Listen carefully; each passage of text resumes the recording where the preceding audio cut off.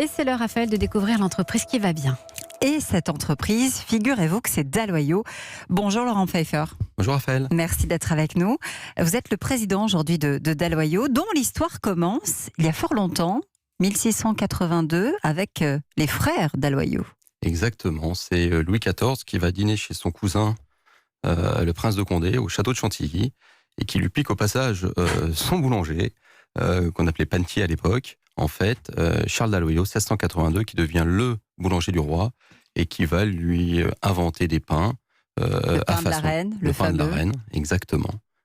Et puis après, on va le retrouver, Charles XV, qui lui va piquer également un autre, le jeune frère, Mathurin. Le jeune frère Mathurin.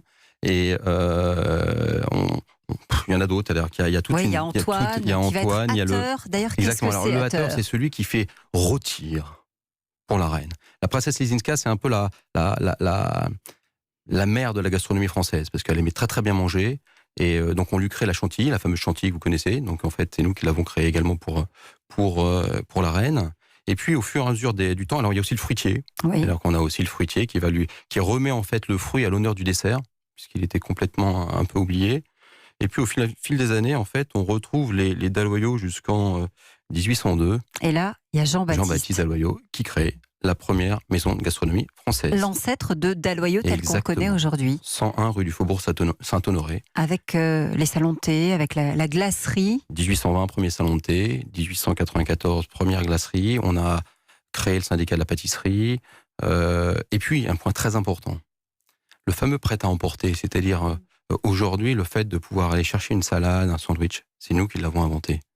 Et ça, tous les food tech que l'on connaît, les Deliveroo, les Foodora et autres, ils peuvent nous remercier. Parce que c'est Jean-Baptiste Dalloyau ne les avait pas inventés. C'est français. Bon, dites-moi, le tournant, est-ce qu'on peut dire que c'est en 1949 quand, en tout cas, un premier tournant, quand on change de main, on change de famille. C'est la famille Syriac-Gavillon qui rachète. Et alors, moi, je ne savais pas. C'est vous aussi qui avez lancé l'opéra. Ah oui, alors ça, c'est un grand débat. Mais alors, je profite de votre émission pour dire que Dalloyau est l'inventeur de l'opéra. 1955. Donc, inventeur de la food tech, inventeur de l'opéra. Oui, exactement. Tout 1955. Français, imaginez à l'époque où c'était l'époque des gros gâteaux bien riches, bien indigestes. En fait, lui, il arrive avec un gâteau parallélépipède, en fait très fin, avec uniquement un mélange de moelleux de café avec du chocolat. Et c'est son épouse André qui, en voyant ça, fait un lien avec les ballerines de l'Opéra de Paris et lui invente le nom. C'est-à-dire le nom opéra, c'est André Gavillon, donc l'épouse de Syriac, qui est un pâtissier incroyable, qui a donné ce nom-là. Et puis après, on peut le décliner finalement, cet opéra. Et on l'a décliné plein de fois. Alors les choses avancent, on reste dans cette famille pendant un certain temps, les choses vont un peu plus mal, à un moment aussi pour la maison Dalloyau, elle est vendue à un fonds, puis un autre arrive pour relever la tête finalement. Vous prenez-vous la direction. Qu'est-ce qui a changé et qu'est-ce qui est resté ? On est toujours entre cette modernité et cette histoire finalement ? Écoutez, on n'a pas modifié l'histoire. On a 22 000 recettes, on a un savoir-faire incroyable. Dalloyau, c'est la première maison française qui a formé le plus de meilleurs ouvriers de France, puisqu'on est à plus de 30 meilleurs ouvriers de France. Vous faites encore tout à la main ? Tout est fait à la main. Tout. Les macarons que vous allez pouvoir déguster qui sont là, sont entièrement montés à la main. Ça, c'est très très important. Il n'y a pas de... Tout est naturel.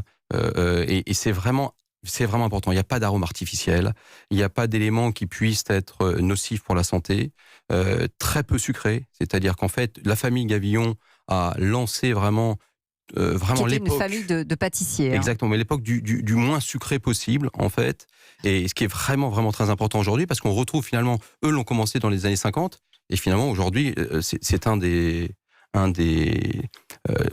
traits de notre société un des essentiels sur lequel il faut manger moins sucré. Elisabeth ? Oui, vous dites des macarons montés à la main. Pardon, c'est pas le cas dans les autres maisons, chez La Durée, Le Nôtre. Non, alors la particularité du macaron Dalloyau, c'est que c'est un macaron, ce qu'on appelle le macaron avec la meringue italienne. C'est-à-dire qu'elle est très moelleuse, elle est onctueuse. Et en fait, quand vous allez le mettre dans votre bouche, souvent on est obligé de le mettre entièrement parce qu'il doit fondre dans la bouche. C'est comme un bon vin et il doit embaumer votre bouche. C'est-à-dire un macaron sur lequel, quand vous le mangez, vous croquez la meringue. En fait, c'est-à-dire que vous ne sentez plus le saveur de la ganache à l'intérieur. Donc, le bon macaron, c'est celui qui fond et la meringue et la ganache. On pourrait passer des heures avec vous. Sylvain. Je vais mourir, moi. Mais Mais non, au contraire. on voit que le consommateur aujourd'hui, justement, attend des éléments que vous évoquez, en particulier la transparence, y compris sur les ingrédients. Vous lui dites, enfin moi, je n'ai pas ça qui me vient en tête quand on me dit Dalloyau, vous lui dites tout ce que vous êtes en train de nous dire qui correspond, je ne sais pas, sur l'emballage, quelque part, dans la communication. On le dit parce que aujourd'hui, nos clients le savent, on le communique, on essaie de le transmettre en fait. La problématique, c'est comment le transmettre. Voilà. Et parce que vous voyez que ce sont que des couleurs pastel, vous n'avez pas des couleurs ultra flashy, fluo, bleu, jaune et autres.